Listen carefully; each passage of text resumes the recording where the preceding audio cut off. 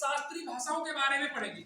शास्त्रीय भाषाओं से मतलब होता है जो हमारे शास्त्र ग्रंथ है, जैसे वेद है, पुराण है, और भी हमारे ग्रंथ है, उन भाषाओं में, उन ग्रंथों में इन भाषाओं का जिक्र मिलता है। इन भाषाओं का सबसे ज्यादा जिक्र मिलता है, इसलिए इनको शास्त्रीय भाषाएं कहते हैं। ये हमारे संविधान के हिसाब से और हमारे वर्तमान के हिसाब से कितनी थी?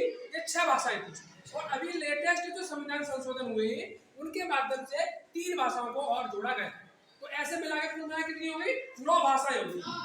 आपसे सवाल करेगा कि भारत की सबसे पहली शास्त्रीय भाषा का नाम बताओ, तो वो तमिल भाषा है। कौन सी? तमिल, जिसको हमने 2004 में स्वीकार किया। उसके बाद में दूसरी भाषा आती है वो संस्कृत की आती है, इसको हमने 2005 में अपनाया। उसके बाद में तेलुगु और कन्नड़ भाषा को हमने सन 2008 में अपनाया। और मणिपुरी भाषा जो मणिपुर राज्य की है, मणिपुर कहाँ पर है? पूर्वांचल का है, पूर्व साइड में भारत का क्या है? राज्य है। तो उस भाषा को हमने सन 2013 में अपनाया। और लास्ट में 2014 में हमने ओडिसी भाषा को अपनाया। तो वैसे अभी तक पूछता था कि भारत की नवीनतम शास्त्रीय भाषा का नाम बताइए, तो आप ओडिसी कहते हैं। लेकिन अभी फिलहाल में क्या है? पाली, संस्कृत और फारसी को भी इन भाषाओं का दर्जा दे दिया गया है।